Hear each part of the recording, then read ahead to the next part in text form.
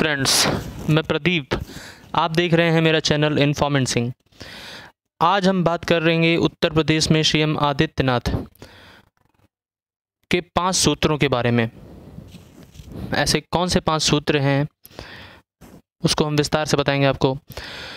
उत्तर प्रदेश देश की 1/6 पॉपुलेशन का घर है और यहाँ रिसोर्सेज होने के बावजूद निकम्मी सरकारों ने सिर्फ झक मारा है और जो काम किया भी है वो शायद अपनी कुर्सी बचाने के लिए फ्री के सामान बांटकर, जनता को लालच देकर, स्टूडेंट्स को नकल की छूट देकर उत्तर प्रदेश की जनता को और लाचार बनाया है।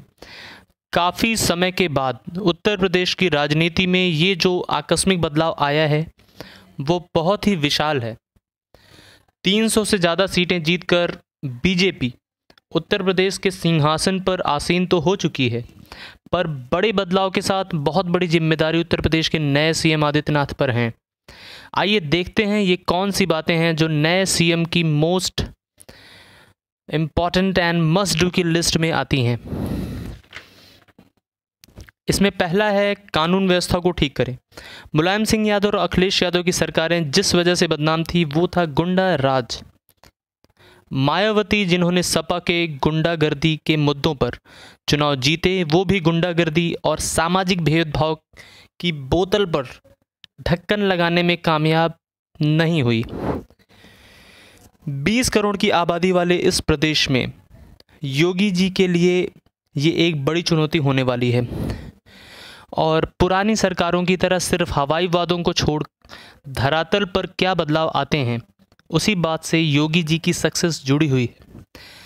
साथ ही बीजेपी के जो छोटे कार्यकर्ता हैं उनके अति उत्साह को सही दिशा देने की आवश्यकता है, क्योंकि अति उत्साह से क्राइम और डेवलपमेंट दोनों को जोड़कर देखा जाना अतिशयोक्ति नहीं होगी। दूसरा पॉइंट है जॉब क्रिएशन या रोजगार सृजन। मेरा जो खुद का एक्सपीरियंस रहा है और लोगों के व्यूज़ मैंने जो समझे, हजारों लोगों के व्यूज़ और सैकड़ों सर्वे ये दर्शाते हैं कि युवा वर्ग के बीच जॉब क्रिएशन एक बड़ा मुद्दा है। साथ ही गवर्नमेंट और प्राइवेट दोनों क्षेत्रों में दलालों और नौकरी माफियाओं पर लगाम लगाई जाए, जिससे डिज़र्विंग लोगों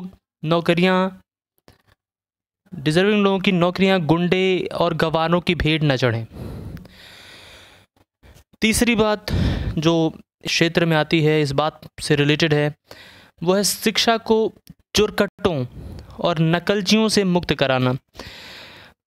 पहले चोरकट की कैटेगरी में फ्रेंड्स वो आते हैं जो जुगाड़ के सहारे एजुकेशन भी संपन्न कर लेते हैं अपनी, और जुगाड़ से ही नौकरी पा लेते हैं और पढ़ा लिखा एजुकेटेड झक मारता रह जाता है। और दूसरे वो हैं जो इन चोरकटों और हरामखोरों की मदद करने का जुगाड़ अपनी जेब में रखते हैं। देश के इन दुश्मनों को हवा और लात भर भर के खिलाने की ज़रूरत है, नहीं तो एजुकेशन से लोगों का विश्वास उठ जाएगा। समय रहते इस माफिया राज पर सख्त कार्रवाई की ज़रूरत है। चौथी बात, फ्री की चीज़ों को बांटना बंद करें।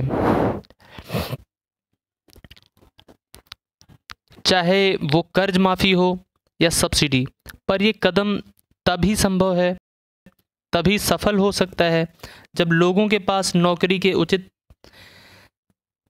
साधन होंगे और तब इनडिस्क्रिमिनेट तरीके से फ्रीबीज ना देकर उसके लिए डिज़र्विंग लोगों को पहचाने, नहीं तो लोग निकम्मे हो जाएंगे और देश और प्रदेश गर्त में होगा।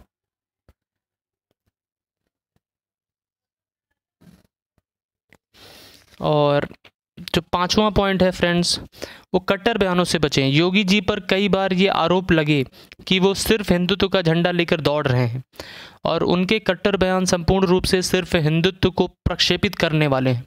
लेकिन अब जब वो सीएम बन चुके हैं, लोग उनकी बातों को बड़ी ध्यान से सुनते और विश्लेषण करते हैं, और मीडिया को तो बहाना चाहिए तिल का ताड़ बनाने का, और इसीलिए उनके बयानों में अब ज़्यादा मारक क्षमता है। तो किसी भी कंट्रोवर्शियल बयानबाजी से बचते हुए अपने काम को तन मन धन से करेंगे तो प्रदेश ही नहीं देश एक बड़ी ताकत बनकर उभरेगा। फ्रेंड्स, आपसे आगे मैं ये कहूँगा कि आप मेरे वीडियोस पे कमेंट कर सकते हैं जिस तरह से भी आप करना चाहें, और इस वीडियो को व्हाट्सएप, ट्विटर और जहाँ भी आप शेयर करना चाहें शेयर कर सकते हैं। साथ ही एक चीज़ और बताना चाहूँगा कि फ्रेंड्स, अभी उत्तर प्रदेश के सीएम जैसा ही एक शेर स्क्रीन पर बन के उभरेगा और आप उस पर क्लिक करके मुझे सब्सक्राइब करने का पुण्य करें, या आप सब्सक्राइब के बटन पर क्लिक करके भी मेरा चैनल सब्सक्राइब कर सकते हैं। Thank you very much friends, have a nice day, take care.